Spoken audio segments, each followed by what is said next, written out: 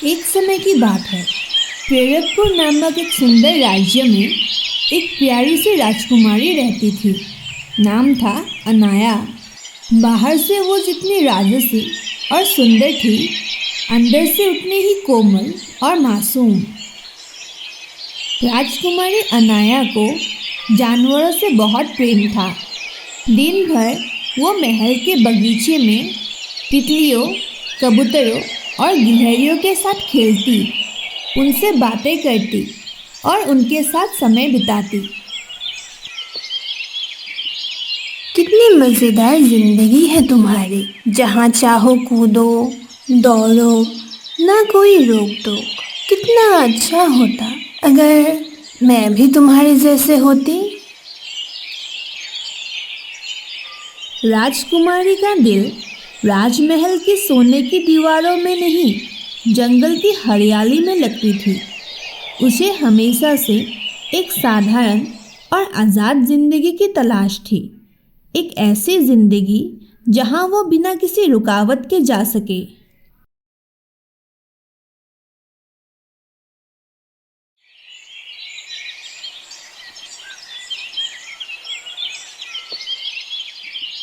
एक दिन उसने हिम्मत जुटाई और अपने पिता राजा वीरेंद्र से अपने दिल की बात कह दी।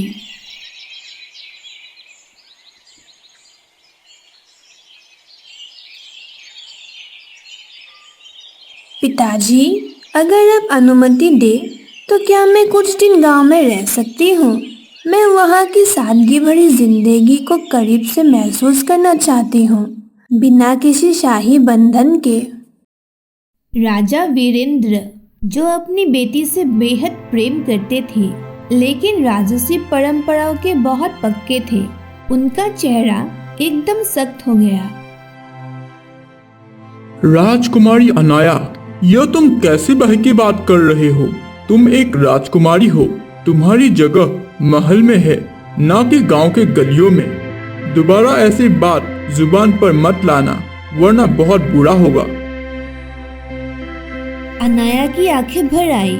उसने कुछ नहीं कहा, बस चुपचाप अपने कमरे की ओर चल पड़ी और दरवाजा बंद करके अकेले बैठ गई। क्या मेरी चाहत गलत है? क्या एक राजकुमारी को सिर्फ शाही दिखावे में ही जीना होता है? मेरे पास सब कुछ है, लेकिन आजादी नहीं।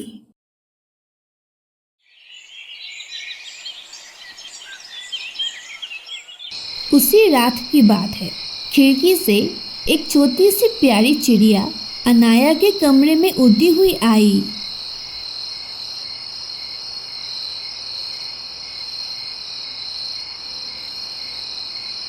वाह, तुम कितनी प्यारी हो। काश मैं भी तुम्हारी तरह आजाद होती, जहाँ चाहो वहाँ उड़ जाती, बिना किसी डर के। तभी चिड़िया धीरे से बोल पड़ी। और फिर भी तुम दुखी हो? ये बड़ी अजीब बात है। तुम्हारे पास तो सब कुछ है, ऐशो आराम, शोहरत, सम्मान, फिर भी मन में खालीपन। अनाया एकदम चौंक गई। तो तुम बोल सकते हो? एक चिड़िया कैसे बोल सकती है? ये एक साधु का वरदान है, मेरी पिछले जन्म के अच्छे कर्म का फल। उन्होंने मुझे इंसानों जैसी समझ और भाषा दी है, ताकि मैं उनकी सेवा कर सकूं। अनाया को पहली बार उम्मीद की किरण नजर आई। क्या वो साधु मेरी भी मदद कर सकते हैं? क्या मैं भी किसी जानवर में बदल सकती हूँ, ताकि मैं इस पिंजरे जैसी जिंदगी से बाहर निकल सकूं? इंसान को जानवर में बदलना आसान नहीं है, लेकिन अगर कोई कर सकता है तो वो वही साधु है। वो गहरी तपस्या में रहते हैं, जंगल के उस पार। क्या तुम मुझे उनके पास ले चलोगे? मैं सच में ये शाही जिंदगी नहीं चाहती, मैं तुम्हारी तरह आजाद होना चाहती हूँ। मैं तुम्हारी मदद कर सकता हूँ, लेकिन एक शर्त है। किसी से भी ये मत कहना कि मैंने तुमसे बात की है। अगर किसी को पता चला तो मेरी बोलने की शक्ति हमेशा के लिए चली जाएगी। मैं वादा करती हूँ मैं किसी से कुछ नहीं कहूँगी। तुम मुझ पर भरोसा कर सकते हो। ठीक है, कल सुबह गांव के पास जो झील है उसके समीप जो बरगद का पेड़ है वहां तक तुम आ जाना। मैं तुम्हें वहीं से ले जाऊंगा। इतना कहकर चिड़िया उड़ गई और अनाया की आंखों में पहली बार सच्ची उम्मीद की चमक थी।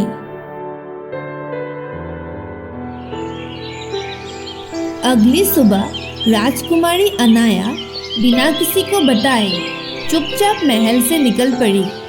उसने शाही कपड़ा नहीं पहना, बल्कि एक साधारण सी ग्रामीण पोशाक पहनकर गांव की ओर चल पड़ी।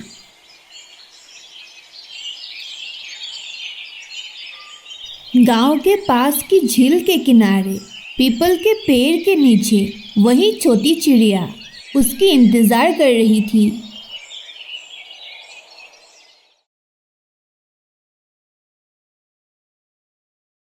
तुम आ गई। मैं जानता था तुम जरूर आओगी। चलो, अब तुम्हें उस साधु के पास ले चलता हूँ।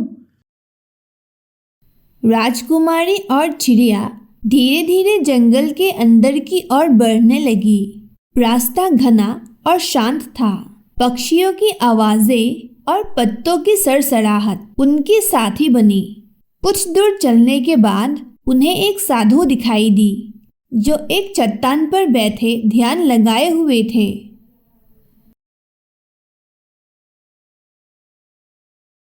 राजकुमारी कुछ कहती उससे पहले ही साधु ने अपने आंखें खोली और मुस्कुराते हुए बोले, क्या बात है पुत्री, तुम्हारे चेहरे पर शांति नहीं, कोई गहरी चिंता है।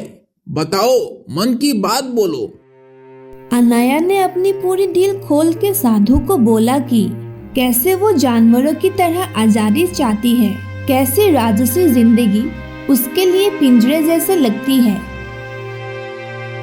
मैं पिंजरे में बंद पक्षी की तरह जी रही हूँ। मुझे उड़ना है, महसूस करना है, जीना है।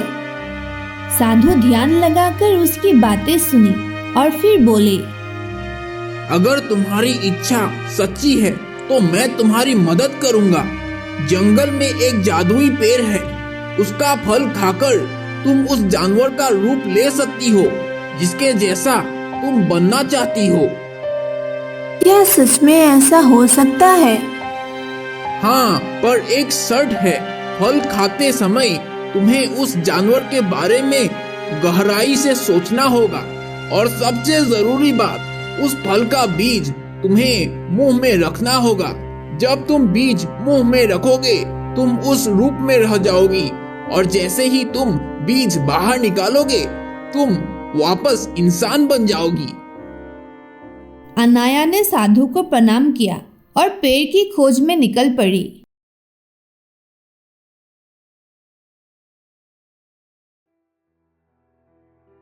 बहुत खोजने के बाद उसे वो जादुई पेड़ मिला। उसने फल तोड़ी, आंखें बंद की और एक सुंदर पक्षी बनने की कल्पना करते हुए फल खा लिया और बीज मुंह में रख लिया। कुछ ही पलों में वो एक खूबसूरत चिड़िया में बदल गई। उसके पंख नीले और सुनहरे रंग के थे। वो उड़ान भरती गई आसमान की ऊंचाइयों तक। यही असली जिंदगी है, बिना किसी बंधन, सिर्फ उड़ान। मैं अब हमेशा चिड़िया ही बनकर रहना चाहती हूँ। दिन बीतने लगे, लेकिन एक दिन वो एक पेड़ की शाखा पर बैठकर आराम कर रही थी कि तभी कुछ शिकारियों ने जाल बिछाना शुरू कर दिया। वे सुंदर पक्षियों को पकड़कर बाजार में बेचते थे। अनाया डर गई और तुरंत उड़ के उसी जादुई पेड़ के पास पहुंची। इसके बाद उसने सोचा, हाँ, मुझे लगता है कि अब मुझे कोई बड़ा और ताकतवर जानवर बनना चाहिए ताकि मैं अपनी रक्षा कर सकूं। उसने फिर से फल खाया और इस बार हिरन बनने की कल्पना की। बीज मुंह में रखा और देखते ही देखते वो एक सुंदर हिरनी बन गई। वो जंगल में इधर उधर दौड़ने लगी, घास चरती, पेड़ की छांव में आराम करती और आजादी महसूस करती। वाह, जमीन पर दौड़ने का यह आजादी भी कम नहीं, कितना सुकून है। लेकिन कुछ ही दिनों बाद राज परिवार के कुछ राजकुमार अपने शिकार के शौक में जंगल आए। उन्होंने हिरनियों का पीछा करना शुरू कर दिया। अनाया को अपनी जान बचानी पड़ी। वो घबरा गई और जान बचाकर भागी बहुत दूर तक, ताकि शिकारी उसके शिकार न कर सके। ये कैसी आजादी है जहाँ हर पल जान का डर रहता है। अब उसे एहसास हुआ कि जानवरों की जिंदगी इतनी आसान नहीं जितनी दूर से लगती है। उसने फिर से जादुई फल खाया और इस बार सोचा, अब मुझे कोई शांत, विनम्र और बड़ा जानवर बनना चाहिए। शायद एक गाय जो गांव में चैन से रह सके। गाय के रूप में बदली राजकुमारी अनाया अब थकी हुई और डरी सहमी जंगल से बाहर निकलकर एक पगडंडी पर आ गई। तभी वहां से एक गरीब किसान गुजर रहा था। नाम था हरिया। हाथ में कुल्हाड़ी और चेहरे पर ईमानदारी साफ झलक रही थी।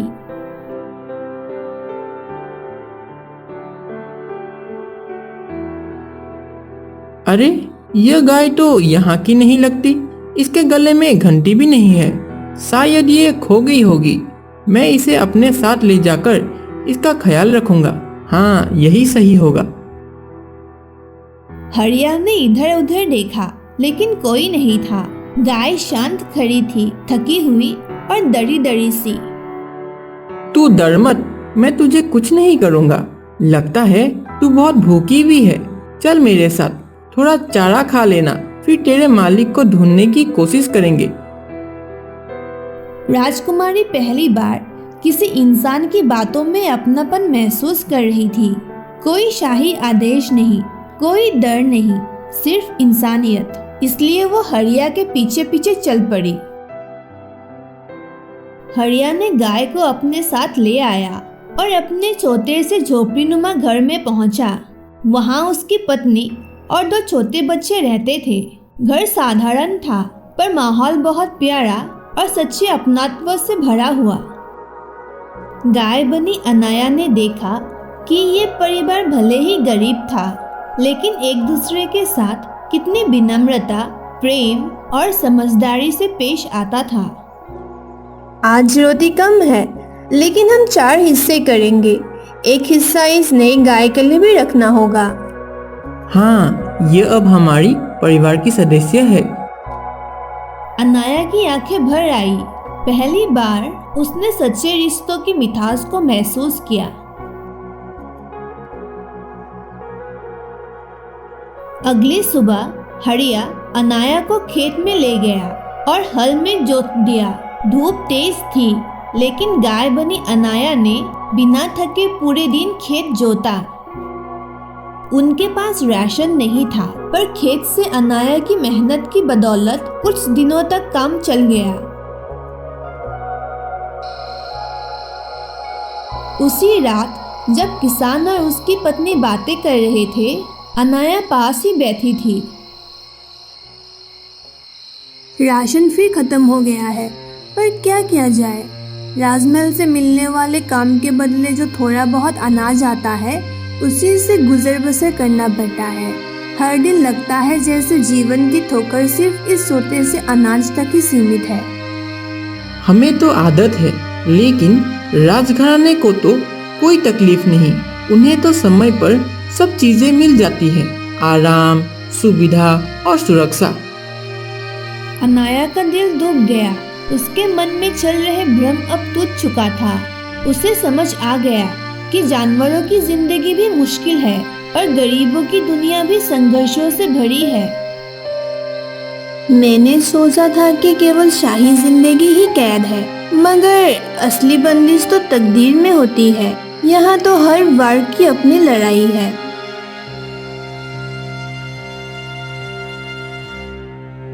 अगले दिन अनाया सिन्हा जंगल के उस साधु के पास पहुंची।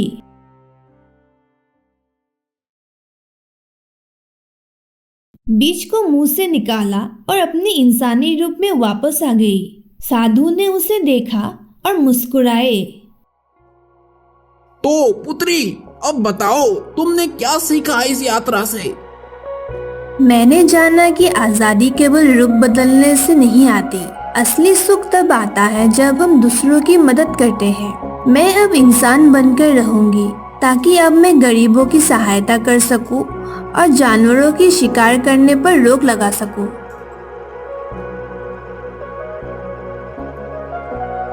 राजकुमारी अनाया महल वापस लौटी, लेकिन अब वो पहले जैसे नहीं रही। उसने गांव में अस्पताल बनवाया, गरीब किसानों के लिए अनाज और कपड़े की व्यवस्था की। उसने जंगल में शिकार पूरी तरह बंद करवाया। उसे अब असली आजादी का मतलब समझ आ गया, न किसी रूप में, न किसी जगह में, बल्कि सोच में, कर्म में और दूसरों के लिए जीने में। कहानी तो खत्म हो गई, लेकिन अगर इस कहानी ने आपके दिल को जरा भी छुआ है तो जाते जाते बस एक छोटा सा काम कर देना। इस वीडियो पर अपना एक लाइक छोड़ देना। और अगर आप चाहते हैं कि ऐसी ही कहानियाँ हम आपके लिए लाते रहे तो चैनल को सब्सक्राइब करके हमारे साथ जुड़ जाइए। हम अगली कहानी में फिर मिलेंगे एक नई सीख के साथ।